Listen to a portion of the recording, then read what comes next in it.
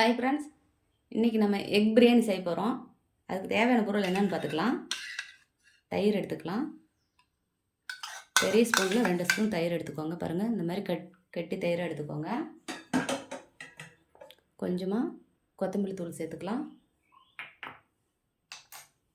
கொஞ்சமாக வரமிளகாத்தூள் சேர்த்துக்கலாம். கொஞ்சம் மஞ்சள், தேவையான அளவு மஞ்சள் பொடி சேர்த்துக்கோங்க. இது வந்து முட்டை மசாலா, பெரிய ஸ்பூனில் 1 ஸ்பூன் முட்டை மசாலா சேர்த்துருக்கேன். இது வந்து சிக்கன் மசாலா, கொஞ்சமாக சிக்கன் மசாலா எடுத்துக்கோங்க. ஒரு அரை டீஸ்பூன் எடுத்துக்கோங்க போதும். இதை நல்லா இப்போ கலந்து விட்டுக்கலாம்.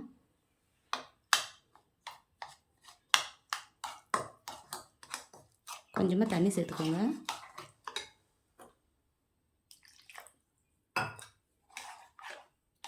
நல்லா தண்ணி சேர்த்து கலந்து விட்டுக்கோங்க. நல்லாவே பாருங்கள், இந்த மாதிரி நல்லா கலந்து விட்டாச்சு. இந்த மாதிரி கலந்துக்கோங்க. வாங்க இப்போ எப்படி செய்யலான்னு பார்க்கலாம். இது ஒரு பக்கம் வச்சுருங்க. எண்ணெய் சேர்த்துக்கலாம்.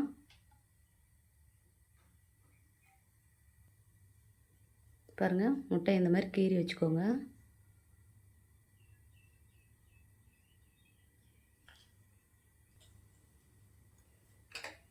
அடுப்பு கம்மியாக வச்சுக்கோங்க. கொஞ்சம் மஞ்சள் போட்டுக்கோங்க.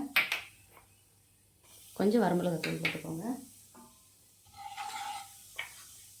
கொஞ்சமாக உப்பு போட்டுக்கோங்க. முட்டையை சேர்த்துக்கலாம்.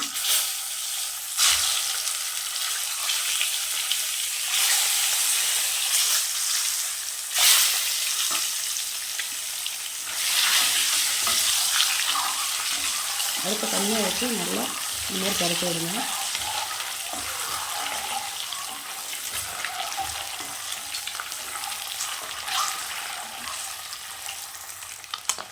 பாருங்கள், இந்த மாதிரி முட்டையை பரட்டி எடுத்துக்கோங்க.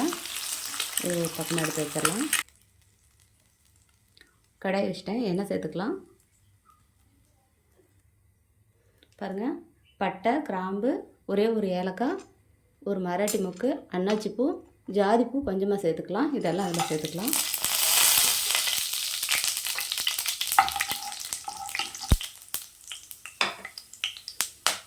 வெங்காயம் சேர்த்துக்கலாம். வெங்காயம், பச்சை மிளகாய் சேர்த்துக்கலாம்.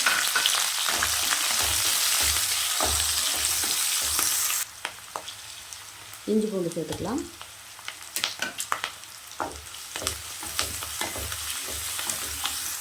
இது கூட பிரியாணி இலை சேர்த்துக்கலாம். பிரியாணி இலையோட ஸ்மெல் வந்து எங்களுக்கு பிடிக்காது, அதனால் நான் சேர்த்துக்கல. நீங்கள் வந்து உங்களுக்கு அந்த ஸ்மெல்லு பிடிச்சிருந்தா சேர்த்துக்கோங்க.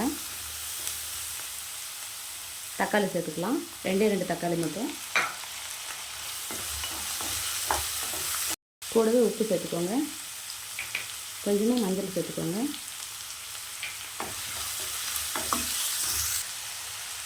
பரட்டி வச்சுருக்கிற இந்த மசாலாவை சேர்த்துக்கலாம்.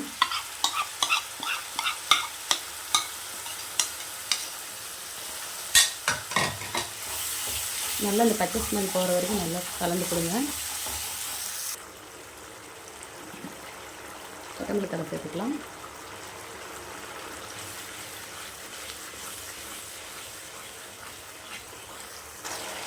பாருங்க, பாஸ்மதி ரைஸ் வந்து 1/4 மணி நேரம் நான் ஊற வச்சு எடுத்து வச்சுருக்கேன்.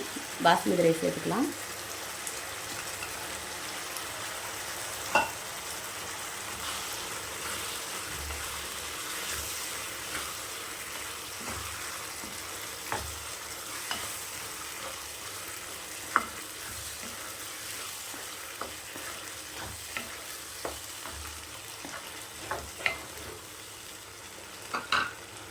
ஒரு டம்ளர் அரிசி சேர்த்துருக்கேன்.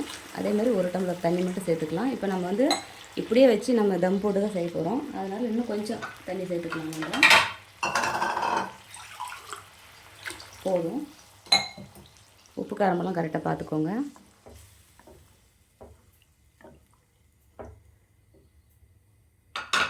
மூடி வச்சிடலாம். ஒரு கொதி வரட்டும். பாருங்கள், இந்த மாதிரி நல்லா கொதி வரும்போது முட்டையை எடுத்து இப்படி வச்சுருங்க.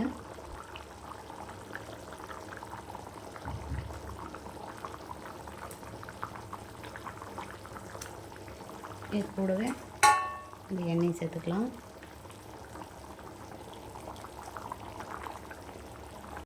இப்படி மூடி வச்சிடலாம். ஓப்பன் பண்ணி பார்க்கலாம். பாருங்க, எக் பிரியாணி ரெடி ஆயிடுச்சு. கொத்தமல்லி தழை தூவி விட்டுக்கோங்க. பாருங்க, நான் வந்து குக்கரில் வைக்கல, இதிலே தான் வச்சேன். பாருங்கள், நல்லா தம் போட்டு செஞ்சுருக்கேன்.